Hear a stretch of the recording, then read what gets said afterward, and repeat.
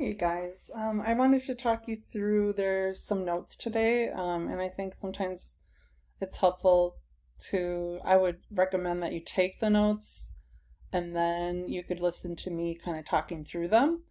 Um, but you guys can decide how you would want to do that. So what we're talking about today is those shapes of those molecules. Yesterday you guys did um, the PhET. And this thing is pretty helpful in what we're going to try to explain to you right now. So, negative and negative, so bonds of between atoms, in the PhET, it's these kind of sticks. Those are representing electrons.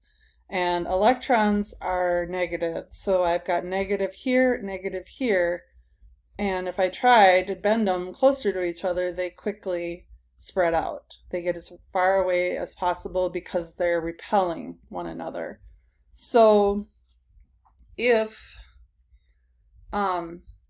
we talk about this, there's a theory that we use. We call it valence shell electron pair repulsion theory. Also, the acronym is VSEPR, is how we say it. So those outer level electrons, the ones that are in the sticks here, that are in the bonds, are in pairs, and they repel each other because they're negative and negative, and they don't want to be by each other. And that kind of helps us to understand why molecules have the shapes that they have. So these are the shapes that you have in your book and also on your orange sheet. So if you hopefully still have your orange sheet, remember mine's white here, but this is something that when you take, any quizzes, tests, anything, you should use this. And on the back is a table that is what I want to talk you through right now. So I'm going to show you kind of the different shapes and what it means in terms of this table. So the table is saying the number of atoms bonded to the central atom, and then the number of lone pairs, and then it tells you what shape it is. So I'll show you what I mean. So like here, if you look at the PhET, there's two atoms bonded to the central atom would be the purple, and then there's no lone pairs. A lone pair is like a pair of electrons like this. So if, in this case, there aren't any of those electrons on the purple, the central atom, this is in a line, this is linear. So if I add another, so now we have 1, 2, 3 bonds around the central atom. So this is right here. And there's 0 lone pairs. You don't see any of these guys sitting around on the middle. So this is called trigonal planar or trigonal planar. I call it trig planar. And planar, it's flat like a piece of paper. Now I want you to look at, remember this was our linear, 2 bonds around the central atom and no lone pairs. If there is a lone pair, it's electrons that are in a pair and they're not in a bond. They're very negative, so they're going to push against these negatives also and cause this, what was linear, show you the linear, but when I add the lone pair, it bends it down. So this shape is right here. It's called bent. So it's also possible that you could have up to 4 bonds. So 1, 2, 3, 4 bonds around the purple central atom. No lone pairs. This is called a tetrahedron.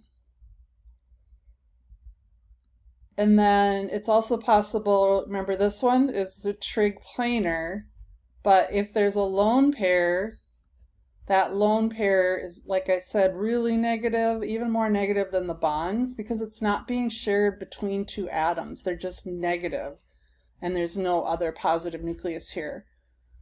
So notice, again, I'll remove it. That was trig planar.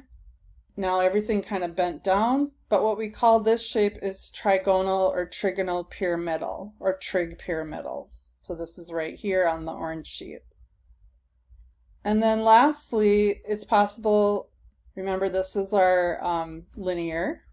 It's also possible there's two different versions of a bent. So one of them was when you just had one lone pair, and notice it did bend it down. You know, if I didn't have those, it would have been linear in a line, but when I put the lone pair, it bends. So this is bent, but so is this. And this is what water, for example, water looks like this, where it's got the oxygen, the two hydrogens, and the two lone pairs. So here we have two bonds around the central atom, two lone pairs, and that would be bent. So I just wanted to go over this check-in that's in the notes and what they're saying. Let's just remove all this. So use your orange sheet, and then what would the name of the shape be if you have, and let's say I don't have this clicked, so I don't know, 3 bonds around or on the central atom, so I would want to have 3 things, right? And no lone pairs. You guys remember what the name of that is? And if you don't remember it, you just go to your orange sheet and you see 3 bonds, 0 lone pairs is trig planar. Let's look at the next question. Which shape has 1 central atom lone pair and 2 bonds on the central atom? So 2 bonds and 1 lone pair, and again you can probably see that shape and know what it is, but you can also double check and look here. 2 bonds, 1 lone pair, bent would be the answer. And then let's see if there's one more. What shape?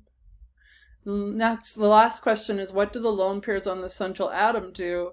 Well, they really distort the shape. They are negative, but they are especially negative because they're not being where, you know, these electrons are kind of being shared between 2 positives. They're not as negative as here, just pure negative electrons.